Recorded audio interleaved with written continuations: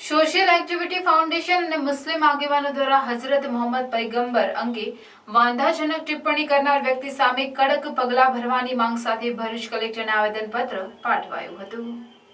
Social activity foundation અને મુસ્લિમ આગેવાનો દ્વારા આજરોજ ભરૂચ કલેક્ટરને આવેદનપત્ર પાઠવવામાં આવ્યું, જેમાં જણાવ્યા અનુસાર હાલમાં દેશમાં ધર્મના આધાર પર નફરત ફેલાવવાની હિંસક માનસિકતા ખૂબ જ ઝડપથી વધી રહી છે, જે દેશની શાંતિ અને એકતા માટે ગંભીર ખતરો છે। ખાસ કરીને યતિ નરસિંહાનંદ નામના વ્યક્તિએ ઇસ્લામના મોહમ્મદ પૈગંબર અને સમગ્ર મુસ્લિમ સમુદાયને નિશાન બનાવીને અશ્લીલ, અપમાનજનક અને વિદ્વેષ ભર્યા નિવેદનો આપ્યા છે, જે દેશના બંધારણ અને ધર્મનિરપેક્ષતાના મૂલ્યોનો વિરુદ્ધ છે। આવી પ્રકૃતિના નિવેદનોને કારણે સામાજિક તણાવ વધે છે અને અલગ અલગ ધર્મો વચ્ચે દુશ્મનાવટનો માહોલ સર્જાય છે। ત્યારે નરસિંહાનંદની ઘૃણાસભર પ્રવૃત્તિઓને કાનૂની રીતે રોકવા માટે કડક પગલાં ભરવામાં આવે એવી માંગ કરવામાં આવી છે।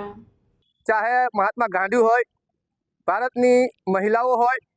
અને દેશની કાયદા કાનૂનની વ્યવસ્થા હોય કે હાલમાં એણે જે મોહમ્મદ સલ્લલ્લાહુ અલૈહિ વસલ્લમના લઈને જે અભદ્ર ટિપ્પણી કરેલી છે, એ ટિપ્પણીના સંજ્ઞાનમાં સરકાર કાયદાથી કામ કરે અને આ દેશની પ્રજાતિને એવું બતાવવાનો પ્રયાસ કરે કે ખરેખર આ દેશની અંદર કાયદા વ્યવસ્થા જળવાયેલી છે અને કાયદાથી વિશ્વાસ બાકી રહે, તેના માટે સરકારી સિસ્ટમ કામ કરે અને ન્યાયની ગુહાર લઈને અમે અહીંયા આવેલા છે, કારણ કે આ દેશની અંદર જે વિશ્વાસ ખતમ થઈ રહેલો છે એ વિશ્વાસને જગાવવા માટે આ અમારો એક પ્રયાસ છે। કલેક્ટર શ્રી ભરૂચને અમારો આ મેમોરેન્ડમ છે કે પછી વ્યક્તિગત રીતે હોય, જે પણ મુદ્દાઓ અગર જો માનવ અધિકારના હનનને લઈને થતા હોય કે જેના પ્રયાસો થઈ રહ્યા છે, એના માટે અમે વિરોધ પ્રદર્શન કરીએ છીએ અને પ્રશાસનને એના માટે જાગૃત કરીએ છીએ કે જે માટે પ્રશાસન એના માટે